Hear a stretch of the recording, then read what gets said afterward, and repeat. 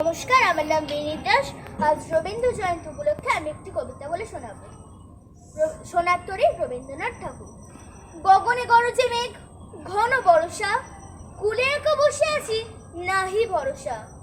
রাশি রাশি ভাড়া ভাড়া, ধান কাটা হলো সারা, ভরা নদী খুঁড়ো ধরা, খড় পরশা।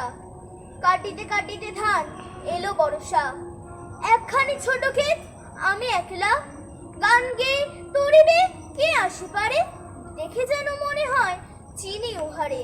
ভরা পালে চলে যায় কোনো দিকে নাহি চায়, ঢেউগুলো নিরুপায় ভাঙে দুধারে, দেখে যেন মনে হয় চিনি উহারে। ওগো তুমি কোথা যাও কোন বিদেশে, বারেক ভিড়াও তরি কুলে দেশে। এত কাল নদী কুলে যাহা লয়ে ছিন ভুলে, সকলে দিলাম তুলে ধরে বিধরে। এখন আমারে লহ করুণা করে, ঠাই নাই ছোট সে তরি, আমার সোনার ধান গিয়েছে ভরি। শ্রাবণ গগন ঘিরে ঘন মেঘ ঘুরে ফিরে, শূন্য নদীর তীরে রহিনু পরি। যাহা ছিল রয়ে গেল সোনার তো। ধন্যবাদ।